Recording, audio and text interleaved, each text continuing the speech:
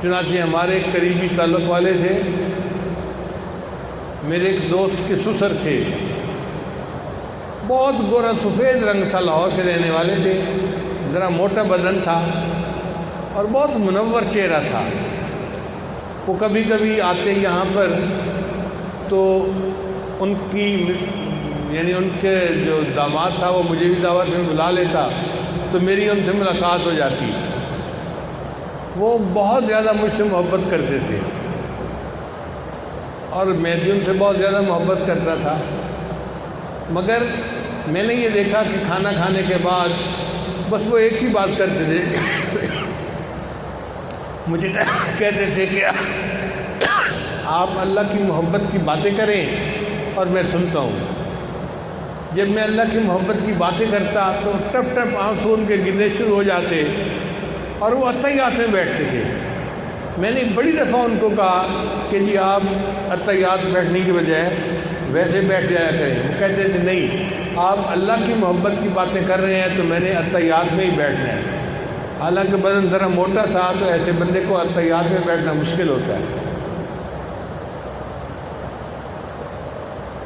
ان کو اللہ سے بہت محبت تھی اور وہ مجھے کہتے تھے اس زمانے میں بھی کہ مجھے آپ سے اللہ کے لیے محبت ہے، میں آپ کا دوست ہوں۔ اور مجھے شرم آتی تھی کیونکہ میری عمر چھوٹی سی تھی، میں لڑکا تھا اور وہ سفید داڑھی والے بڑے بندے تھے، تو مجھے بڑی جھجک محسوس ہوتی تھی کہ یہ فرماتے ہیں کہ تم میرے دوست ہو، میں بچہ ہوں، میں ان کا دوست کیسے بن سکتا ہوں؟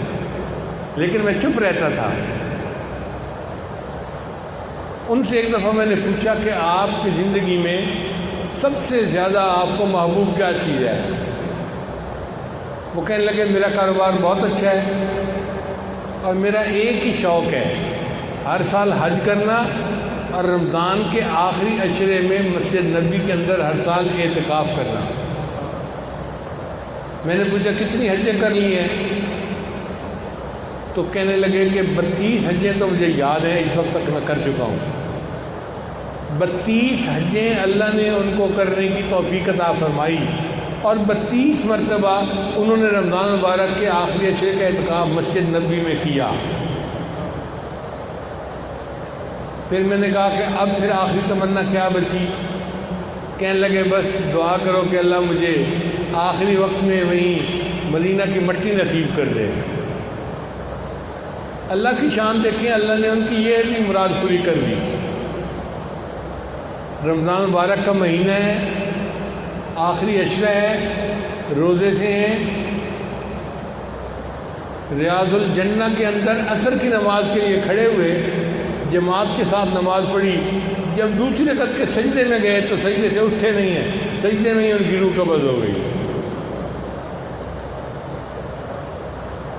بندہ باوضو ہو، رمضان مبارک ہو، آخری عشرہ ہو، پھر ریاض الجنہ جیسی جگہ ہو اور اعتکاف اور روزے کے ساتھ نماز پڑھ رہا ہو اور نماز کی دوسری رکعت میں سجدے میں ان کی وفات ہوئی اور ان کا جنازہ مسجد نبی میں پڑھا گیا اور جنت بقیع میں ان کو دفن کر دیا گیا۔ ایک دفعہ مجھے کہنے لگے آپ نے آج اللہ کی محبت میں ایسی باتیں کی ہیں کہ میں وعدہ کرتا ہوں اگر قیامت کے دن میرا بس چلا تو میں آپ کو ڈبیا میں بند کر کے اپنے ساتھ جنت لے کے جاؤں گا۔ اگر میرا بس چلا تو میں قیامت کے دن ڈبیا میں بند کر کے آپ کو اپنے ساتھ جنت لے کے جاؤں گا۔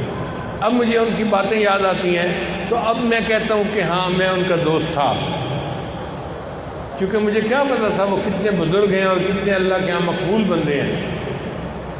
تو اللہ تعالیٰ 32 حجوں کی بھی توفیق دیتا ہے، 32 مرتبہ اعتکاف کی مسجد نبی میں بھی توفیق دیتا ہے، اور آخری وقت جو ہے وہ مسجد نبی میں ریاض الجنہ کے اندر سجدے کے اندر اللہ معطا فرما دیتا ہے۔ اس کا تعلق محبت کے ساتھ ہے، جتنا اللہ سے ہم مانگیں گے اتنا اللہ تعالیٰ یہ نعمتیں ہمیں بھی عطا فرمائیں گے۔